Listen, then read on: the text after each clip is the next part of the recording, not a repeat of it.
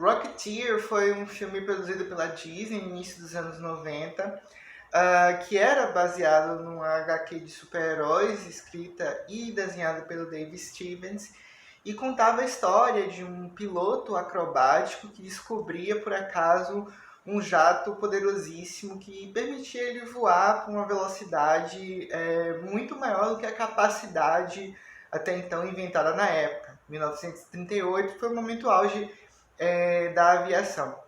Assim que esse personagem, o Clifford, ele descobre esse jato e começa a fazer algumas aparições com ele desperta a ganância tanto de um grupo de gangsters quanto de alguns espiões nazistas que vão atrás dele nesse intuito, né, de ter para si esse jato superpotente.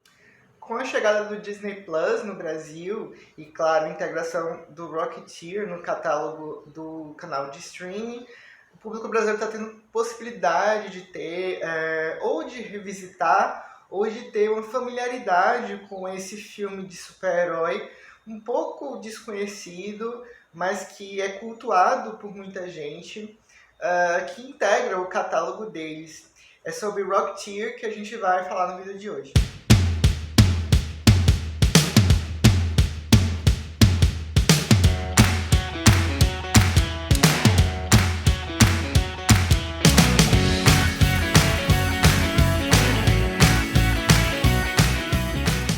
Rocketeer acabou se tornando uma referência no gênero porque ele consegue aplicar muito bem essa abordagem para filme de super-herói meio retrofuturista. Em exemplos mais recentes, a gente pode fazer um paralelo aí da abordagem do Rocketeer com a de Capitão Sky, O Mundo de Amanhã, do Cary Conran, por exemplo, que o Jude Law, a Gwyneth Paltrow e a Angelina Jolie no elenco.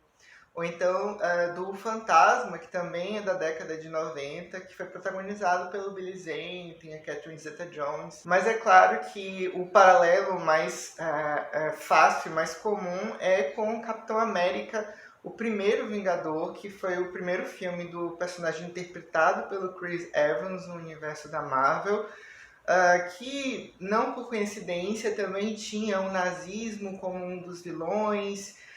Era um filme de época, tinha esses elementos retrofuturistas. E também não por acaso foi o êxito do Joe Johnston, o diretor do Rocketeer, lá no início da década de 90, com esse filme, que fez com que a Marvel chamasse o Joe Johnston para dirigir o Capitão América, o primeiro Vingador, justamente para trazer alguns desses elementos que estavam presentes no Rocketeer nesse primeiro filme do Capitão América na Marvel. O Joe Johnston, ele ficou conhecido na década de 90, no finalzinho da década de 80, não só por essa abordagem do Rocketeer, essa aventura de super-herói retrofuturista, mas também por ser um diretor que ficou muito associado a essas tramas mais leves, mais divertidas, de um desenvolvimento mais simples, mas ao mesmo tempo muito eficiente,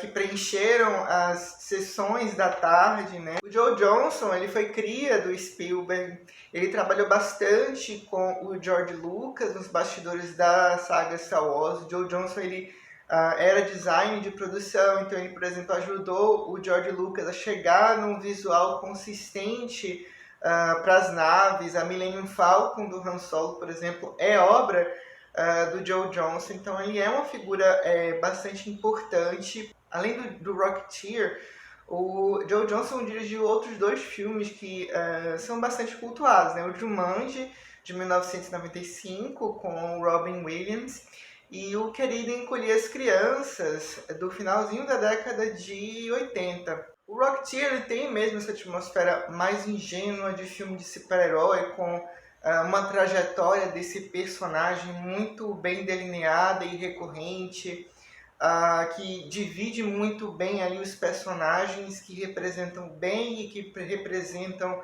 o mal.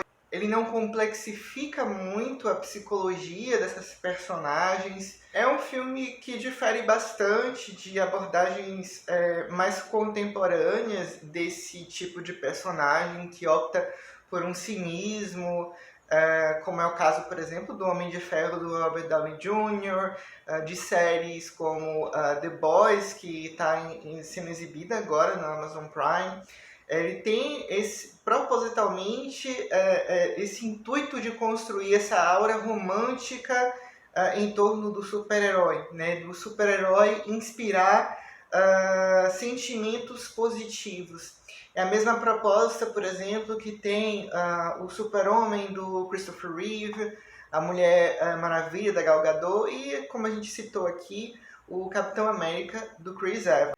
A princípio, encontrar esse protagonista do Rocketeer não foi uma tarefa muito fácil para o Joe Johnston e para o Dave Stevens, que acabou também ocupando ali uma parte determinante na equipe criativa do filme. Ele era produtor e teve ao lado do Joe Johnston em todas as decisões, porque a Disney ela queria chamar para esse papel principal um ator que tivesse em evidência na época. Né? Chegaram a cogitar o Kevin Costner, pensaram no Alec Baldwin, pensaram sobretudo no Johnny Depp. O Johnny Depp, durante muito tempo, nos estúdios Disney, foi a escolha preferencial.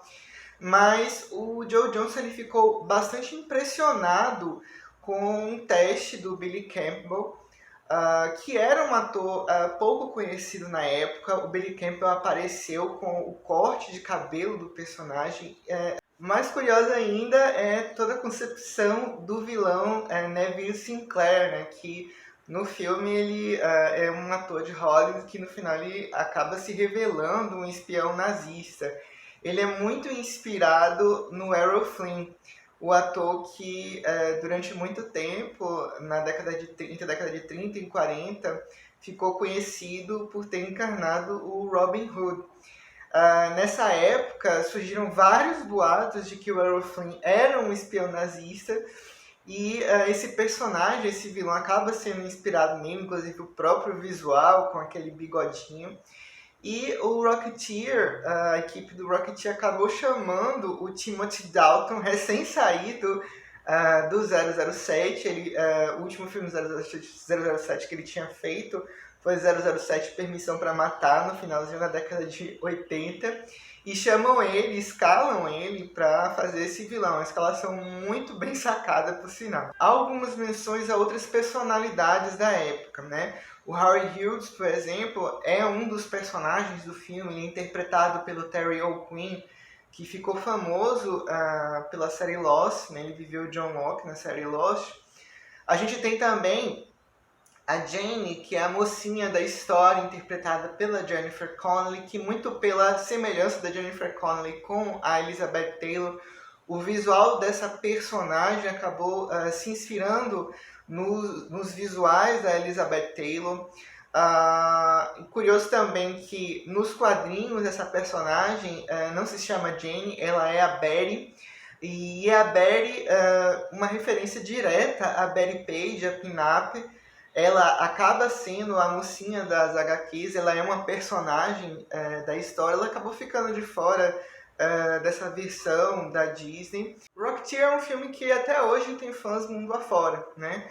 A Disney Plus anunciou tardiamente uma continuação desse filme em 2019, quando eles lançaram o canal de streaming. Né? É isso, gente.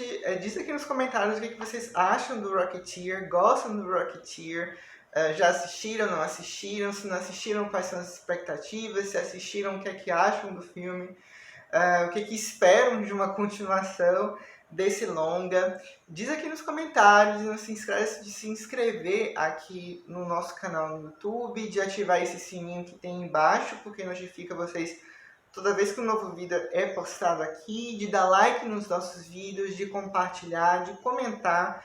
Tudo isso é bastante importante para ajudar que nosso conteúdo chegue a um maior número de pessoas espontaneamente, né?